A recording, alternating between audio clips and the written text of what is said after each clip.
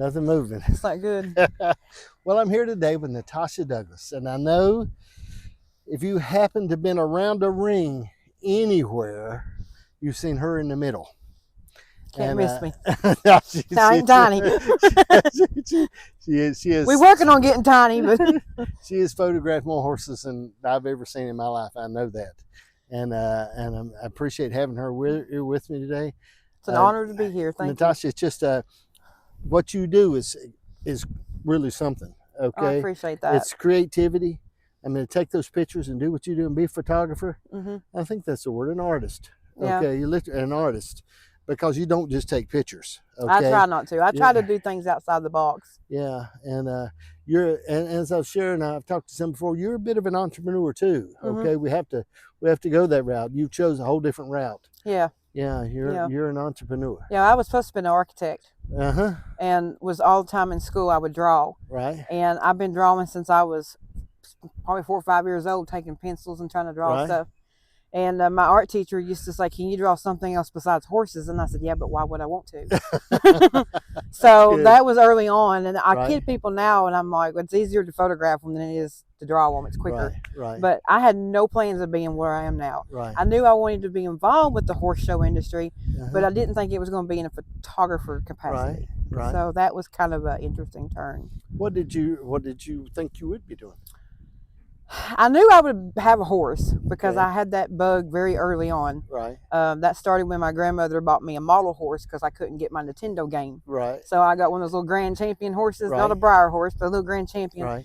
They might regret that decision, but that's what started the whole thing when I was about 7 years old. Right. And then I ended up getting my own horse at 13 years old. I really had to work hard to convince grandmother because she had cattle. Right. And, she'd say, "I don't want no horse eating my cow's grass," kind of deal. Right. So that's kind of where all that started. And then we had a horse show close to home because I live in Virginia, but I'm literally right on the Tennessee line. Okay. So I'm about 20 minutes from Tazewell, Tennessee. Okay. And they used to have a show called the Claiborne County JC's Horse Show, which was Doug Trent, the farrier who sadly passed away. He put it on and ran it for many years. And that was actually one of the first horse shows I got to photograph as far as a sanctioned show. Right. But when I was a little girl, I begged my mom for years to take me, and she's like, "No, you can't go." And I'm like, she's like, "I don't want to sit in the grass and watch horses go around in a circle for 6 hours." I said, "Well, why do they go around in a circle?" Yeah. I didn't understand nothing about the horse shows or anything.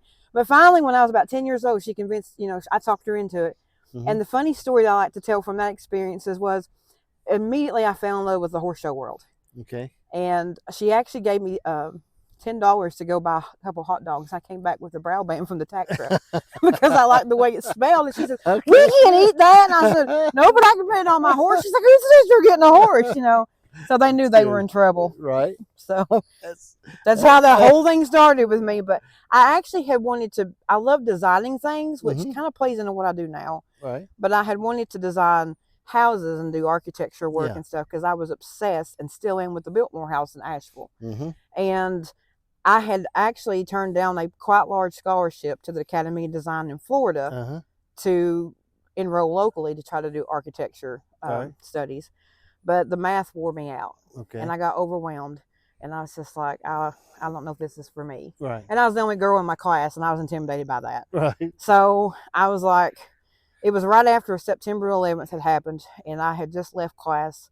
Mill Creek Stables was having their show in Pineville, Kentucky the following day. And at the time, I was kind of friends with Susie Wright and the Sizemore family. Right. Gotten to know them through going to some of the shows, dragging my mom to the shows. So they, Sizemores were helping with that show at the time. So I went up there and just jokingly took my little $10 Walmart camera with film. And I had took pictures over the rail, I guess. I didn't have a photographer. That was just a little fun show. And when I got them back, I noticed that my timing was kind of like where they needed to be. Yeah. That's literally how this whole thing started. Huh. The next show, I asked if I could go stand in the steel ring and just play. Yeah. And I forgot who the guy was, but he come around me. He said, "Excuse me, ma'am, when will your proofs be ready?" And I just loved the sound of that. That's cool. And that's literally how this whole thing got started. And then at the time, the guy I was dating, he thought I was living in a fantasy land. He's like, "You can't make a living shooting." And I'm like, "Yeah, I can." It just made me mad. Right. So I worked at it, and I ended up going through a bunch of other side jobs. But then I finally landed a newspaper job in 2003.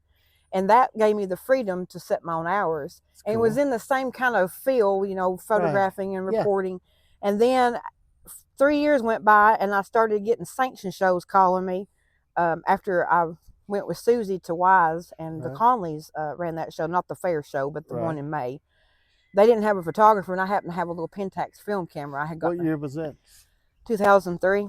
That was the first sanction show. They didn't have a photographer. I said, well, I didn't have to film to do all the pictures. They said, well, just shoot the winners. So that's what kind of got me into the sanction shows. So that's where that whole thing started. And I just forgot the architecture thing. And it's after 3 years, I was either going to have to give up my newspaper job, which I had health benefits, but I was making more on the weekend at the whole month as a newspaper job. And I had to give one of them up.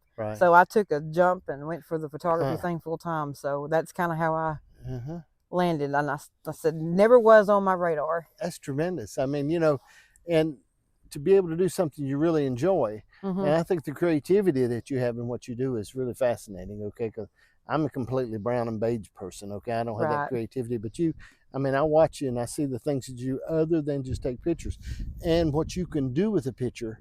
A lot of people don't understand what it takes, that type. And it's not just having software or having the program. So I'll be the first to tell you. I don't know as much as I should about my stuff, but you have the eye. Okay. And you have the eye, and that's a gift that you don't, I mean, you don't just, you can't send somebody to school and teach them the gift.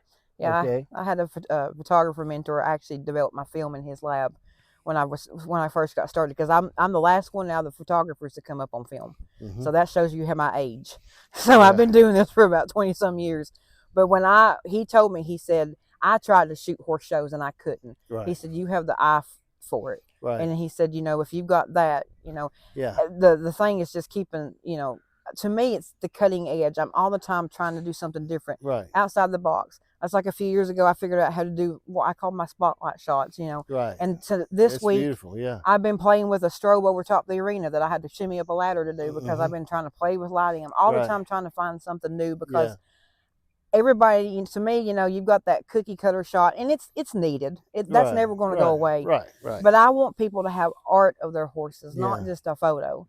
And that's kind of what drives me. I'm a little bit of a perfectionist, and just photography literally is painting with light, if you look up the definition. So that's been like my goal, was to learn how to bend and move the light to get, you know, what I want. But it's you have to like have your mind, because a lot of people get aggravated at me because they're like, why is at the gate and I saw you but you didn't speak? And I said, well, what people don't realize is, to do that gate shot, I have to change. I'm constantly changing my settings on my flashes and my true. And if I don't think, if I'm one number off, that shot won't be, and I'll miss a shot in the ring, because I'm having to go back and forth so much. So I'm constantly out there fiddling this, fiddling that, you know, to change the settings. And I have to concentrate. And I have ADHD really bad. And most people know that. But so I tell people, I'm like, don't take offense to it. It's because I'm in my zone. It's not auto zone, but I'm in my zone. You're in your zone, moving. And I watch you with that, and I see you in that. And I see the intensity. Sometimes it's panic. Well, it does look a little bit panic, but when you see that, well, let's talk about when we talk about photography and what you're doing. I mean, let's just take a short delve into the change in equipment. Oh, it's amazing. One big misconception that I do want to point out is that everybody thinks that it's cheaper that we're digital, but it's not. To me, it's actually more expensive. And the reason I think that is because back in the old days, your film cameras lasted forever. I mean, Jack Green, Sandra Hall, they had film cameras for 20, 30 years, you know, because you wasn't shooting the volume. And it's a catch-22, because I think exhibitors now have a lot of choices when it comes, like, I know my buddy Shane that does the walking celebration, you know, we all try to give people, we'd rather you have too much to choose from than not enough. Because I know when I showed, I hardly ever had a professional where I showed. And when I did, I wanted to just buy everything. So I know how that kind of feels. And I don't want exhibitors to be bummed. And it's tough in the speed classes, because if they get bunched up, I can't really shoot them. So I'm not picking riders or picking favorites. I'm just trying to get a clear shot of each horse. So that's hard to do with them 20, like last night, 20 some horses. You're going to miss somebody. It was a hoot, man. I know good and well when I see you with that. And then you got, and the cool thing about a lot of your shots you take of the speed horses, you can get a picture of a speed horse, and it's not near as good a horse as you got in that picture. Does that make any sense? I appreciate okay, that. I mean, you could get a horse. You could really sell a horse off that picture, and then you would get him home and say, "Is this the same horse as I got in that picture?" Yeah. And I mean, because we get them right up there, and they looking great. You know, you didn't see them gallop around the curve, but I mean, you get them up there, and you that, and I think that creativity, but the equipment part of it, I notice it seems like it's evolving and changing all the time. It is, and like I said, film being more less or digital being more expensive is I've had to replace one camera this year. This week I just had to spend $4,000 to replace my work computer. Right, yeah. And see, when we was film, you didn't have all that stuff. I mean, Right. you had the old-fashioned method of retouching. Right. But now, and I'm not knocking horse people. Most horse people are good, but you got a few people liking anything. They want something for nothing. Right. So once we started putting them online, that's where my instant downloads came in handy. Right. I wanted to give people, the opportunity to just go ahead and use the proof, but they need to pay for it. Right. And because I'm not paid to be at shows. I mean, sometimes I have to pay the show to be there. Right. And that's kind of crazy, but that's the way it goes. But the biggest thing is I've had to replace, I bought 4 or 5 cameras, Yeah. We go through them quicker and they wear out. And of course, like everything new, from cars to washing machines, they all wear out quicker. Right. The parts ain't made as good. So I've got one of my cameras back there that's got probably 500,000, 600,000 shutter acquisitions on it. Golly. I mean, that wears them out. Yeah. It's good to get more pictures, but I'll run through, I think last night I'm almost up to 10,000 pictures. See, it's crazy for this horse show. Yeah. But you want to give people the opportunity. The choice of them. And then you got the software, the updates and all that. I mean, to me it's more Yeah. expensive to be digital. Right. The only thing that's changed between film and digital is you got more pictures to choose from, faster service, and more instant gratification, and that's it. The cost is higher. And you've got to really, I think you do, and you've got to catch people while they're emotionally want that picture. Yeah, and you got to be sneaky about it sometimes too. They got to too. make sure they're ready to rock and roll. Right. I want little Jimmy, he just come out of there, and I love the way you sort of get those lead line. I mean, especially even to walking celebration in places, because grandma and then people spend that money on them lead line pictures. I think they do. I don't know. Surprisingly, the lead line and the sticker, I never heard we sell stick horse pictures, but they got their phones, and that's good. Right. I'm never going to deny somebody, take their pictures of their kids and stuff. But that's where I try to step it up. Is I want to create something that they can't get. That's exactly. And that's where the strobe lighting comes in handy, because you can sit there all day, but you can do the same shot. I mean, I'll have to. Right. I've been wanting to do a comparison, because I found old pictures when I was at White Pine years ago, coming in the gate but no strobe. It's not. It's a dramatic shot now. And the funny thing was, when I wanted to do it out in the big ring out here for the walking celebration, Shane used to kid me around. He says, "Well, you can't.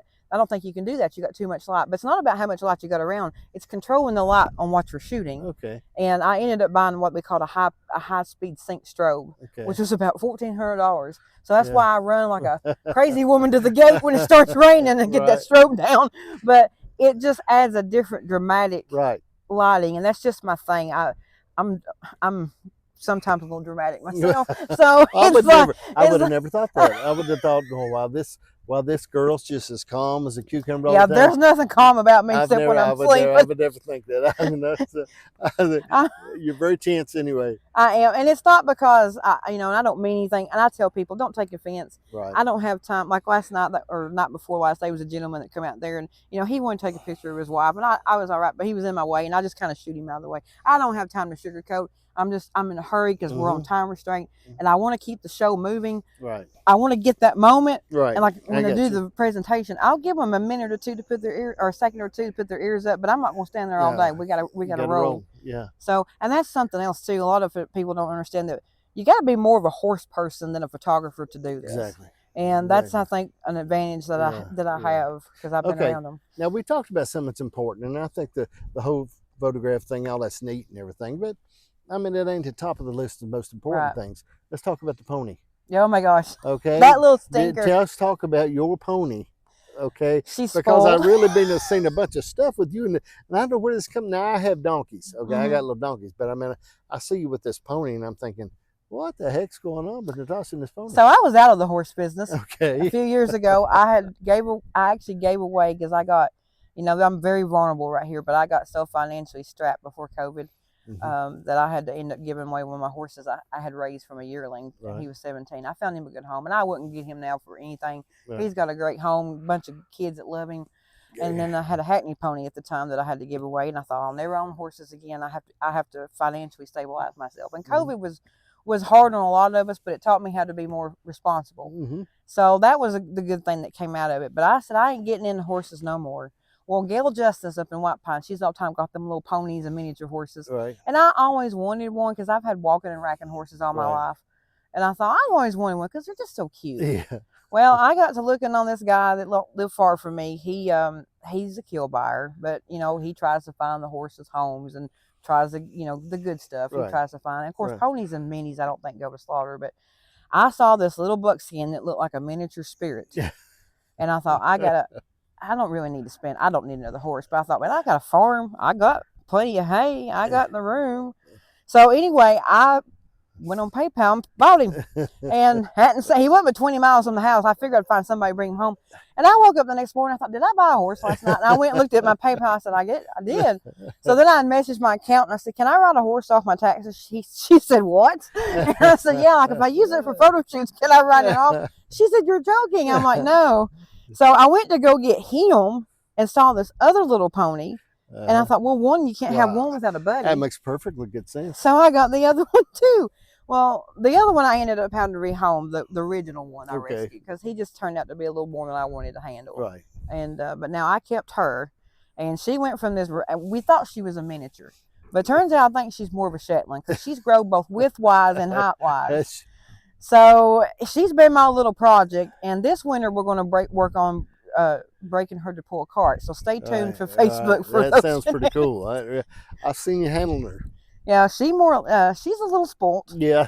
I made her show ring debut back in September at United Racking. I've seen it. And the fact that she didn't kill me and she didn't kill the DQP, because I was going to show her at I've actually had 2 shows previously this summer that I was going to put her in.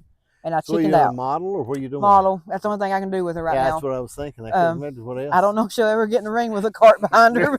We a long way from that still. We gotta make sure. I mean, she ground drives at home, but she don't steer well yet. Right. And I've not had time to work with her.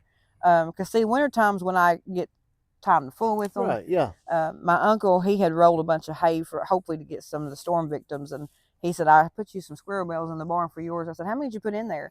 And he wouldn't tell me a number. And he said, why do you want to know how much? I said, well, you never know what I might pick up this winter. He said, you're not getting any more horses. And I'm like, but she needs a buddy. I said, I got news for you. I said, you not giving me hay ain't going to stop me from getting another horse if I want to. So I don't know what I'll end up. I don't need them because I travel. Yeah. And he gets stuck babysitting and watching while I'm gone. That's why he don't want no more. I know exactly. We've got a dog. My daughter, we got a dog that don't like to travel. She weighs 3 pounds and she don't like to go anywhere.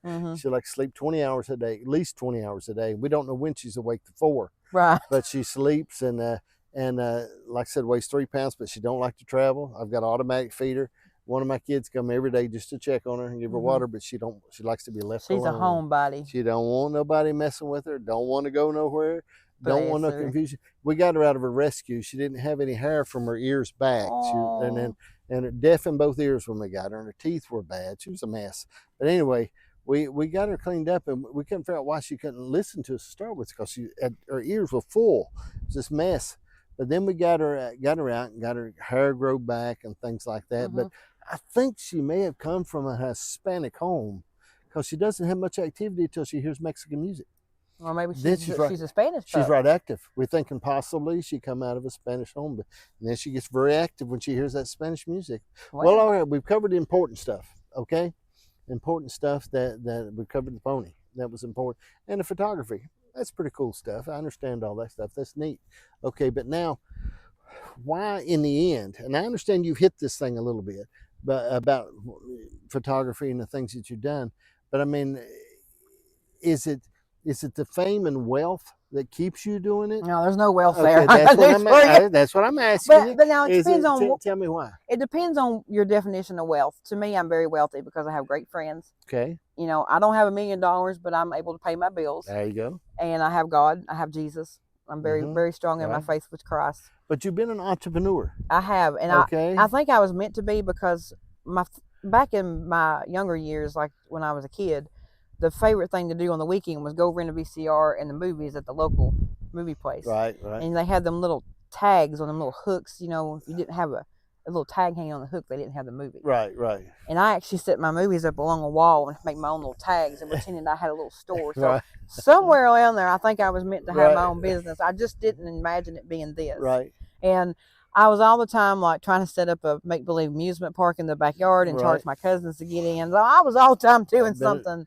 Yeah. You know, but like I said, it's funny how life works out. Yeah. I don't really, I don't, you know, don't get me wrong. I love my job. It is very stressful. You do have to have a high tolerance for stress. And you think as 20 some years of being in that, I would learn to deal with it. And I'm getting better, but I still get, you know, there are some times where I just feel like I'm just going to have a heart attack. Well, I think what happens is now you have to not only be creative, have an imagination, but you have to deal with the public. Okay. So we got this combination. Now, if you could just be creative, okay, if somebody said, hey, Nat, what we're going to do is I want to hire you, take you on full time. I want you just to work for me and take pictures and use whatever creative you got.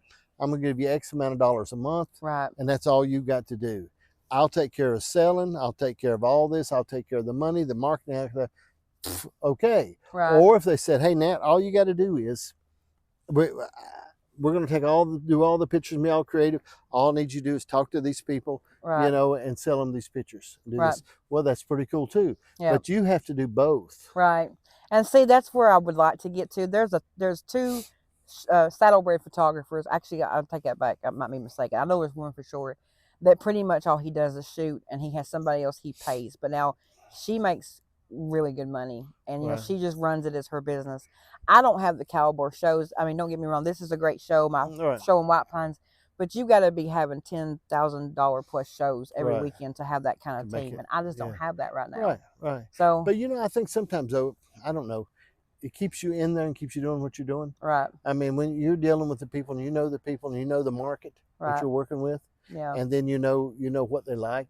Yeah. Where by the time it figures out what they like, gets from here to here to here, it's already gone. Yeah, and like I said, I like this year's been a weird year here because this is my first time I've not bought a booth to the Racking Celebration. Right. And that was a decision that was hard for me to make, but we had maybe 4 or 5 people that placed orders in the booth last year. Right. And plus the way the arena is up there, you know, you got a lot of kids running around, a lot of people, a lot of noise. Right. And last year we used a room up there that has been remodeled as an office now. So I didn't want to intrude on the guy that manages the arena, asking him to set up in there. So, and then my really good helper and friend PJ Womble from Lewisburg, Tennessee, you know, she works for all the photographers. She helps Shane at the celebration, and she helps me, and she's always ran my booth here. She had a church trip that originally wasn't on this date because we used to be in September for the show.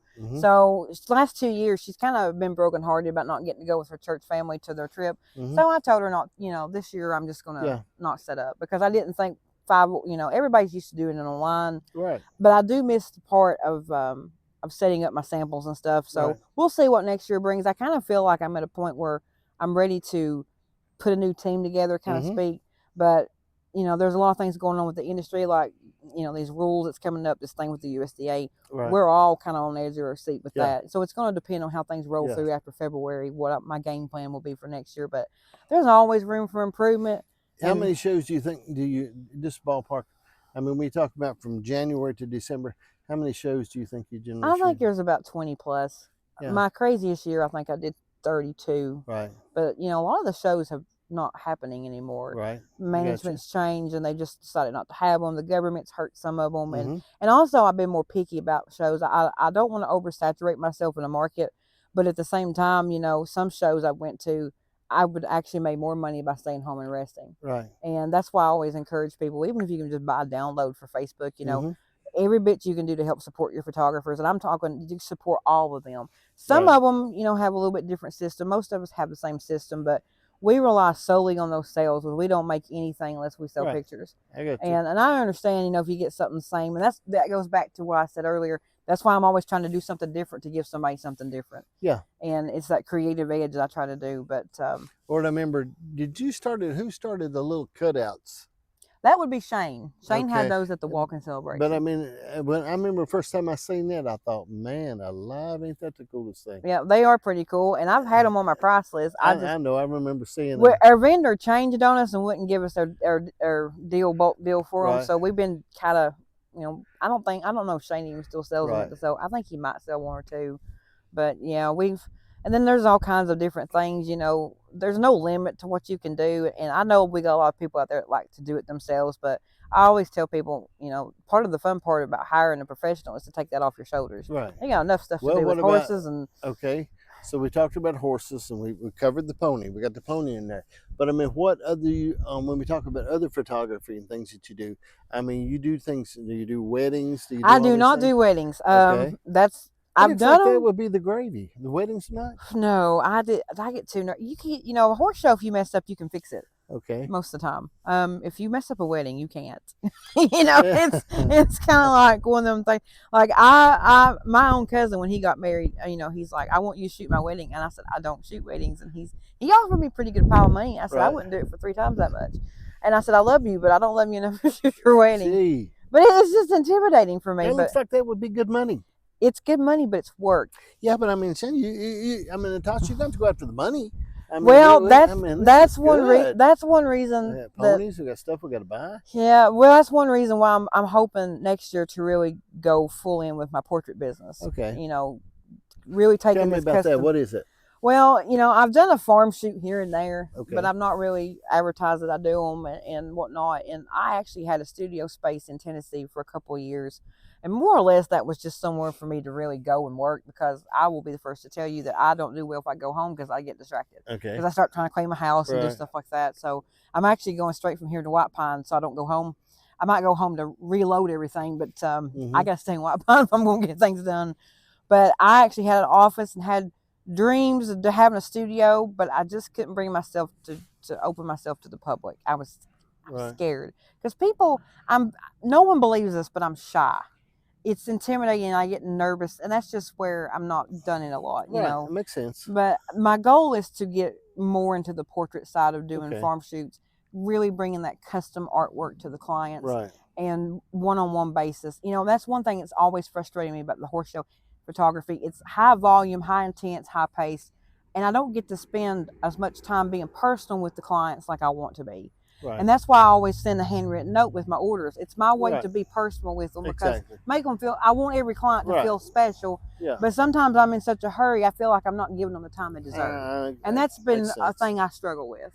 Yeah. So. It looks to me, I guess, you know, when I think about that, it looks like graduations, weddings, stuff like that. It looks like that would be a, and again, I don't know anything about it. Okay. I mean, it don't, you know, I don't know anything about that. And the video aspect, I understand, but what you do, I know that really has to be creative and work in that. But it looked like the weddings, so it's just really getting nervous about the weddings. I feel like you're gonna let them down. Yeah, I've shot 2 or 3, and they've all been for horse people, except one lady that I used to work with in the factory. I shot her wedding, and that was when I was filming, done hers on film. But I really want to do more pet portraits, and of course, you know, I do like where my art background is with paintings and stuff like that. I do things like that. I mean, it's not a filter. I actually go in Photoshop with a pen brush and actually paint. I'm doing painting, but I'm doing it inside the program versus on oils. Now, I've had painting lessons and I can draw, but, you know, it's, to me, I'm so familiar with the technology. And I really want to branch out and do more of that. And I've had people beg me to do family portraits, and I'm probably going to get into that, especially if the horse industry goes in the direction it might go. I'm fixing to be forced into doing that. Absolutely. In fact, I was kidding a friend the other day when they asked me to do the invocation here. I was like, I got so scared. I never talked on a microphone. And, you know, I get nervous when I pray in the prayer closet, let alone, you know, over a microphone. And I told a friend, I said, I think God's preparing me to deal with people more and minister to people more, or help people more, because, you know, he's pushing me outside my comfort zone. And that's the biggest thing. You know, I found there's so many people out in the world that we meet, in relationships and people we meet, that and just need a word of encouragement. Okay? They do. And or just need to be listened to. We just need to be to listen to each other just a little bit. You know, and Janice will tell me sometimes she'll be explaining something to me, and she says she don't want my opinion, she just wants me to listen. And then that's hard to do. A lot of people do need. It's hard, you know, but we have to listen and listen to people and take our time. And that's been something that I get into all the time, unknowingly. You know, I can't, I mean, all people, one thing I want people to know about me is I don't show favoritism. I support all my clients and friends, but you know how people are, they run here and you'll hear things about this one. I don't repeat stuff. You know, I have to be neutral, and I want to be everybody's friend.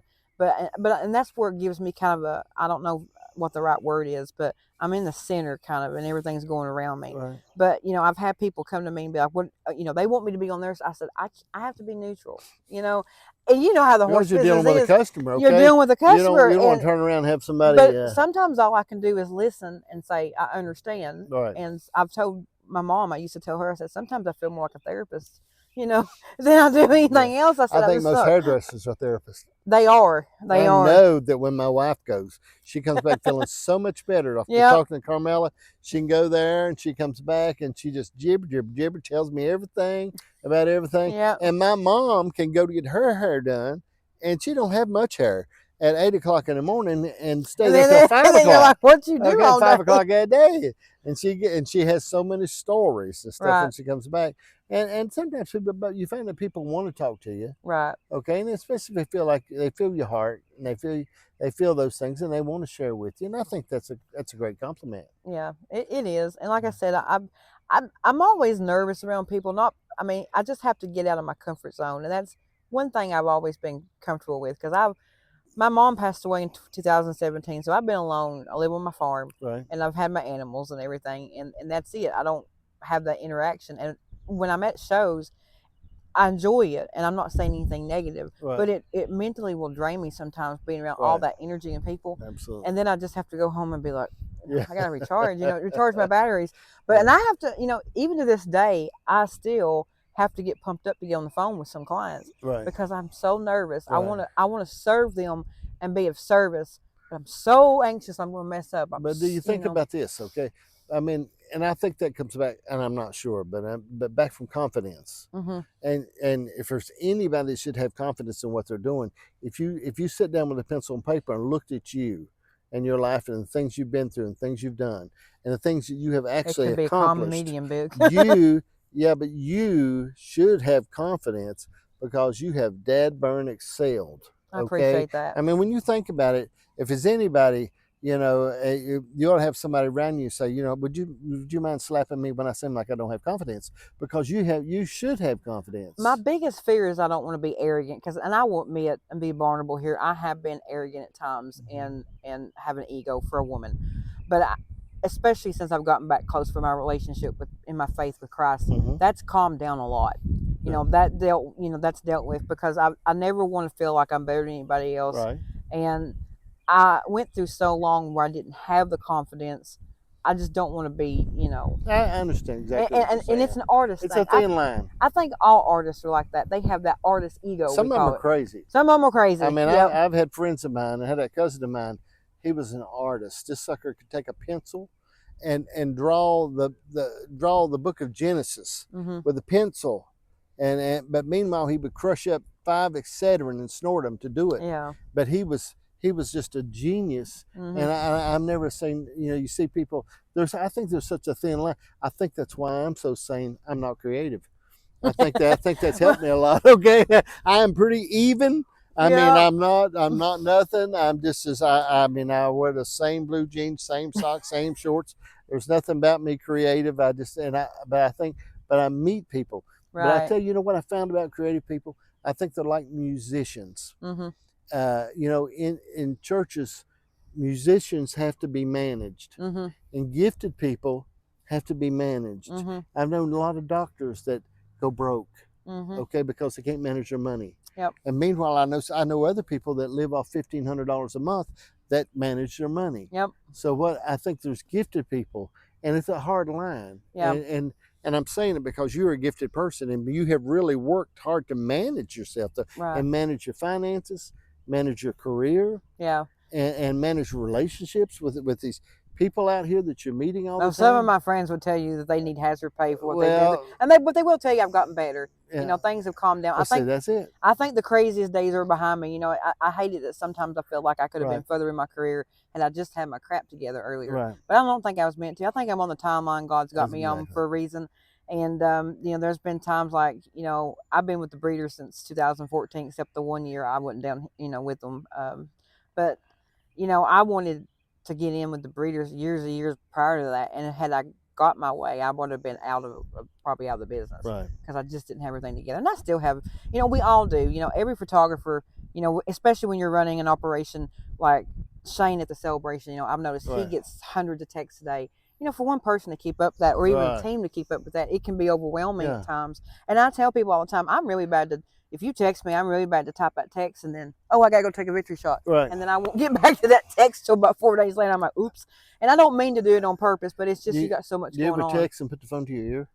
I do that. I've not done that, but I have walked up to my house and said, "Hey Siri, open the door." And I'm like, "Oops."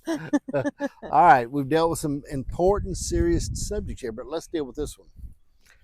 Let's talk about forgiveness. Mm-hmm. Okay, forgiveness is something that I really like to study. Right. Okay, I studied in people, and I studied in people's lives. It's a challenge for all of us. Mm-hmm. Okay, but it brings such great freedom when we do it. Mm-hmm. Okay, and I'm gonna hit a couple things, and you share with me. Okay, forgiveness is just, I think it's such a key. When we forgive people, it does not mean they will change. Right. It's not about them. Mm-hmm. It's about us. And there's some forgiveness that's so hard that yeah. we can't do it. But if we'll ask the Lord, He'll help us. Right. He will. He'll help us forgive when we can't forgive. Right. It's when we think we can do it all. Mm-hmm. So, I mean, how do you deal with forgiveness? That was hard for me because, my dad was never there, and I used to hold a lot of unforgiveness toward him. But, unforgiveness doesn't hurt the other person that you're mad at. It hurts yourself. Mm-hmm. And the thing that I always tell people when they get to that point, because I lived that for so many years, is, if Jesus forgave you, you've got to find it in your heart to let things go and forgive people. Right. And no matter how hard it is. And that was something that was so hard for me to struggle with. But unforgiveness hurts us because, to me, what I have learned when studying scripture and studying, and praying, is that is a doorway for the enemy to attack you. Exactly. And you have got to get a hold of that, because it will drive you to the point where it just invites all kinds of trouble into your life. Right. And, God tells us He's a just God and vengeance is His, and He's a righteous God. He'll make everything right. So my father, I wouldn't trade how things worked out. Mm-hmm. I don't know him enough to really, have an opinion or a feeling about him. Yeah. But I know that had he not been in my life, I wouldn't be as strong as I am. Right. So I don't hold no resentment toward him or anything. Uh-huh. And ever since I let that go, it's just like the peace just clicked in like that. But it took me a long time to get there. And everybody's journey is different. But, if you're having unforgiveness towards somebody, you just got to remember Jesus forgave you too. And, it's going to hurt you more in the long run. Right. Than and I if you, it's so, and I know what someone talk about. You can say, I don't like this one, or I don't like this one, or I don't like this one in there. But by the time you get done, you got such a list. You do. And I'm thinking what we do is that person might not even know you don't like them. Right. Okay. Or they don't even know. And it doesn't matter if they do, but letting loose of that stuff, I'm telling you, it'll make your heart feel better, makes your health feel better. It'll help relationships with people around you. Yep. But it's a challenge. It is. Okay. And here the issue you run into is that a lot of people don't like to talk about it. God has not forgave you no matter what you said if you've not forgave others. Right. Mm-hmm. That's a little bit of a bummer. Yeah. Because, see, I don't mind me and the Lord got our thing going on, but it's when you get in the middle of it, and these other people that somebody you don't like, they get in the middle of it and mess it all up for you. And you're talking about a list. The enemy, the devil, has that list too. Exactly. And that's his favorite thing, is to go after, that part in your life. And I shut that door, a couple of years ago. Because I was told, I have a radical testimony, and I won't get into all of it today, but, I had, little deliverance from the demonic. Right. And it's a powerful testimony. Yeah. And I had things that I went through when I got delivered that are just insane, that but I can tell you that spiritual warfare is real. Yes. We're in those times of spiritual warfare. Right. And I got news for you. If you're close to Christ and you're a Christian, you got a target on your back. Yeah. And and the enemy will look for any door. And if you don't have, if you have unforgiveness in your heart, he's going to come through that door. Wide open, doesn't it? He's going to come through there riding. Yeah. And he's going to cause all the chaos he can. So, but that was the one biggest thing. They said, if you got any unforgiveness, that's going to be that's going to be a roadblock. And it really will deal with you. And all right, let's talk. If you're not a Christian, you don't go to church, you don't really believe, this principle will still improve your life. Right. And people that talk about, about people that follow Christ or the Bible, even if you took that out of the equation, the Bible is still a moral code to live by. Right. It has things from how to manage your finances, how to, for just general companionship of other humans, Right. and a lot of people will point out that don't believe, well, it's got all this bad stuff in here. What's a history book and a prophecy book? Right. We can't erase history. It's a handbook. Right. It's a handbook. I mean, when the Lord, there's things that He's gave us that will improve our life and cause us to be able to live a peaceful life. And right. And I've shared earlier, we talked about being a peacemaker instead of stirring trouble, but being a peacemaker and letting things become peaceful in our life and peaceful. All right, we've dealt with forgiveness. Now let's deal with this. Have you ever, and I don't know, maybe you've not, I've had a little bit from time to time. Have you ever had any heartbreak in your life? Oh my gosh, all the time. It just seems like that was my lesson. How do you deal with that? One day at a time. One day, because I've had some heartbreak moments. I thought I was going to die. Right. It just, you couldn't catch your breath kind of heartbreak. Right. And I've been through that all my life. And recently I went through that with my little dog, Sadie, my little Nimp, and it'll be and I got that phone call when I was in the center ring at White Pine on Saturday night. I remember you telling me. And that was hard, because she was innocent. they're not going to live forever. Right. But from relationships to losing my mom to my grandmother and all that, all that happened within a span of about 10 years. Yeah. So, but I come out, I still wouldn't change anything, because, there's a misconception that people says, oh, well, God won't put on you more than you can handle. Oh, yes, He will, because He wants you to turn to Him. Right. And that's what I've found has really been my saving grace. But I've, I'll still probably have heartbreak, but I'm wiser on what I entertain. Right. And that's smart. And you hate to be that way, but you have to guard your heart. Yeah. And as the Bible says, put on your full armor. Yeah. And I, and I've shared this before. I believe life is, and one thing what we do with heartbreak, okay, I think we do, there's an area of life that we can be concerned about. We can't really change it. Yeah. But there's another area that we can, and we have influence over. And if we'll concentrate on that part, let this other part sort of take care of itself. Yeah. But if we concentrate on those around us that we really can help and really can bless, and and I know this sounds a little crude, okay, but I have people. I used to wonder why I would begin to separate myself from some people in my life. Sometimes you have to. And they weren't really bad people. Right. Okay. But what I found is, if I couldn't help you, or if you couldn't help me, okay, I found myself sort of drifting away from you. Right. Because I said, I can't really help you. Right. And I couldn't. It's like giving advice to somebody who never listens. Right. I mean, well, sooner or later, you sort of stop giving them advice. Because you're just wasting your... As PJ says, you might as well save your breath for cooling soup. I do. I mean, I just found myself, but I found in people's lives that we deal with people, and we have all kinds of people come into our life. Right. But we have to be careful. Like you said, we got to guard that part of our life. You do. And, they was somebody, I'm not going to mention who he was, but they was somebody in my life that I just could not let go of. And I realize now that whatever I was dealing with was attracted to what he was dealing with. Right. And that's something that people don't want to believe is real, but that's real. Because the instant I got deliverance and fell back to Christ, that attachment went away. Right. It was just dropped like that. And sometimes God, I'm going to tell you a prayer. It's powerful to pray. And I prayed it. And Lord, when He started moving, He moved. I told God, I said, God, anybody that's in my life that's not sent from you, remove them. Yeah. And don't pray that if you don't want to remove some people that you would never thought He would remove. Right. But I knew it was necessary for me to grow and get to where I needed to go. Because and it's a hard thing to do, because you always think there's been people in my life I thought, God, I'll never be able to live without them. Yeah, you can. Yeah. You definitely can. And if somebody's out there struggling with that right now, I'm going to tell you, let them go. Yeah. You got to let it go sometimes. Just let it go, because God's going to put 5 people back in your circle for Him. And the enemy will use people against you. But what it do now, we let that in. Right. Okay. I mean, I deal with this scripture a lot when the Bible said if you'll resist the devil, he'll flee. Yep. Well, that means he'll literally run. Okay. You can resist him. And another thing is, the devil don't know everything, and we show this off. He only knows what you tell him. Right. Okay, and there's things that we just begin to tell the devil about in our life, and then we use these words even when we talk about, I'm nervous, or I'm afraid, or I'm this, I'm that. Yep. And he don't have any idea that you are that until you tell him about it. And the Bible says more times than anything, do not fear. Do not fear. And then when I catch myself, I call it acting in your flesh. When I get, like every night I got aggravated, and I was starting to kind of get in a bad mood, and I thought, I almost felt a voice say, you're representing me. Straighten up.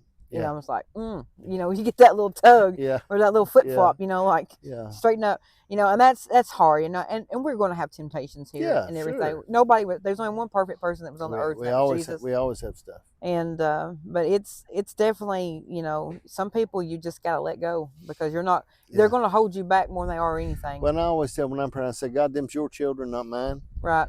You can pray for them, but you need to distance yourself. I'm going to let them handle themselves and let them pretty much handle it all. Yep. Well, I tell you what, I've enjoyed it. I have too. It's been fun. All right, we need to do something before we off here now. And I know Janice don't always like this segment, but what kind of music do you like?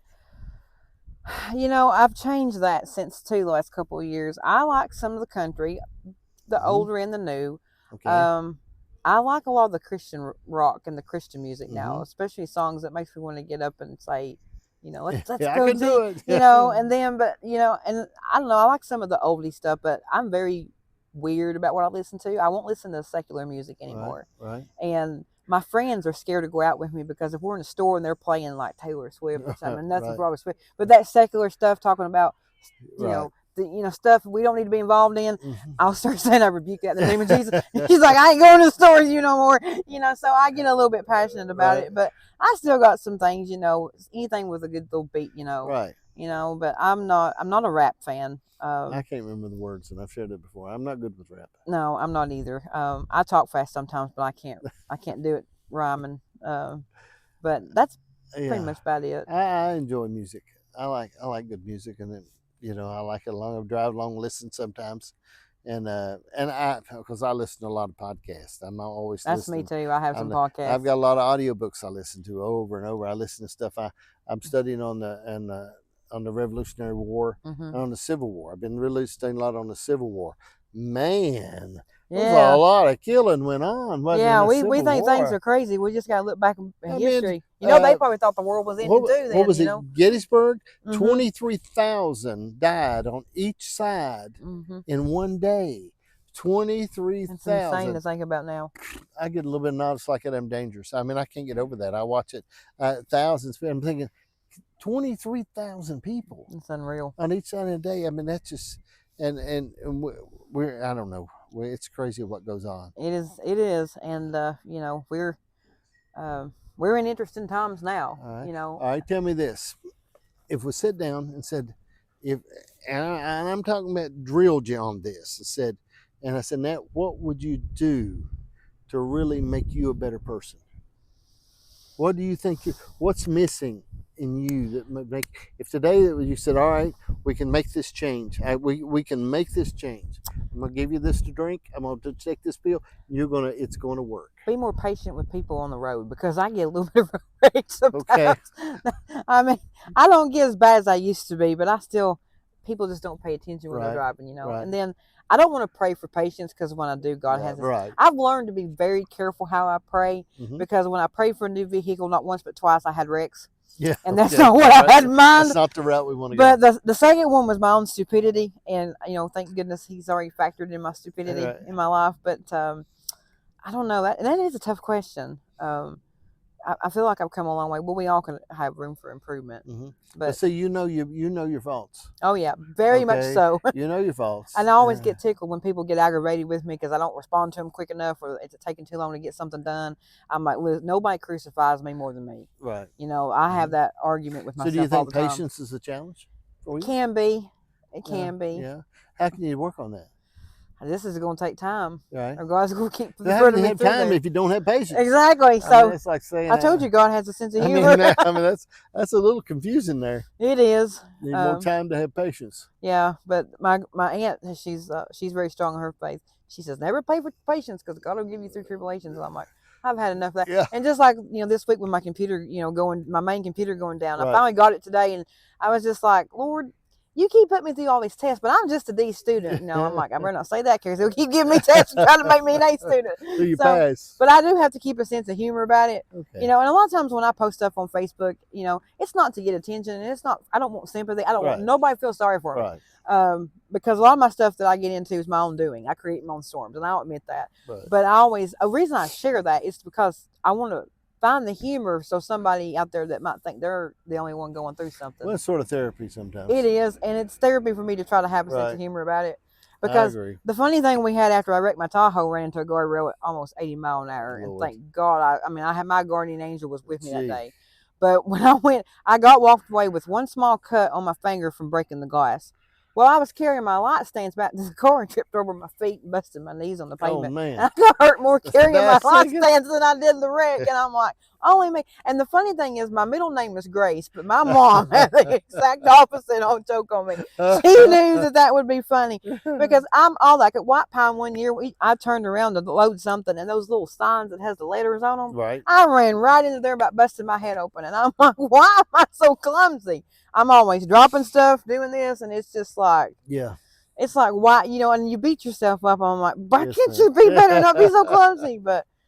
And I don't know how many times I've tripped over those rugs out in Center Ring. Before probably the night's over, I'm going to hit the ground. So I know Janet, we took pictures at the horse shows. One horse show we had up home there in town in Tazewell. Janet should take pictures. That's back when we had the little floppy disk went in the camera. Oh, that's a real old school right there. We carried it over to the computer. We had a little shed there, had the computer in it, and we put them in and printed them out on the printer for people. Right. It's really cool. We had a big thing going on, man. Yeah. We were supposed to cross there. But anyway, she's taking pictures, open pacing, and she's walking back and taking pictures. And she hit one of those tires and just fell right back. And she fell back, hands over there. It was really cool. Everybody's seen that too. She flopped right out on the ground in front of everybody. But she took pictures in. It was a lot of fun when we done that. I had one time back when we was in Decatur where I was talking to Ricky Parker. He was the judge at the time, and he was sitting down, and the costume class was in the ring. And I was telling him something funny, and I backed up, and there was a little hole, and I stepped in, fell backwards. I don't think many people saw it because they was too busy walking. You got up fast. I got up very fast, faster than I probably ever got up. But he just laughed, and he still last night he said, "Don't fall." And I'm like, would you stop that? But, you got to find the humor in it. And then the other time, like last year, I almost got flattened by one of the speed horses. Yeah. Okay. Because I remember Kendra had it on live feed. Right. And her commentary was hilarious. But literally that horse went from the gate past me. I heard the crowd go, ah! And then I felt the tail go by, and I thought, that was kind of close. And I just kept on shooting. And Kendra, you almost got flattened. I'm like, no, I didn't. It wasn't that close. Then I went back and watched the feed. I'm like, that was a little. And it's probably going to happen one day, but I'll get up. It's fine. Yeah. I will do anything for a shot, and people are to know that by now. That I will be, and then I get the walking celebration. I had that bigger lens, and I will get right on the edge of the track. And I keep telling Shane, I said, when I get 100 pounds thinner, I will really be dangerous down here because we're working on that. But I'll get to shoot him hell. And every stride that horse makes, I'm literally saying to myself, you need to move. You need to move. Right. And right at the time, I'm like, you need to move now, or you're going to get flattened. And then if I see them start veering to go around me, I'm like, I gotta move. Right. So there's a lot going on. Right. Well, now let me ask you this, okay? If somebody wants you to come to a horse show and wants to get you to come, how do they get a hold of you? They just call me. I don't usually charge to shoot shows. If it's a long way off, I might require a room. At most shows, because they're struggling, I've been trying to work with them, But yeah, all you gotta do is call me. I travel just about anywhere. Good. So good. Well, I'm glad. I always think the weddings would be the cash cow. But they are, but they're just a lot of work. I understand what you're saying. Too much pressure, and a lot of people. We videoed them before and didn't like it at all. So you relate. It was a job to video it, man. It was just a job, and and then everything hinges too, like you said. What if you get back and there's no sound? Yeah, that would be bad. No I do's, no music, no nothing like that. All right. Well, all right, I appreciate it. I've had Natasha here with me today, and she's a blessing, and I know you know her. She just, there's no way you don't know her. Okay, she's at the horse show. You see her there. If you have a show and you'd love her to come, I know she would be a blessing to you and do good. She's got to make money, though. You're going to have to give her some cash, man. She can't just come there for nothing. All right, it takes money to ride the train. All right. Oh. Thank you for watching Just from the Shed, Road Edition. Adios.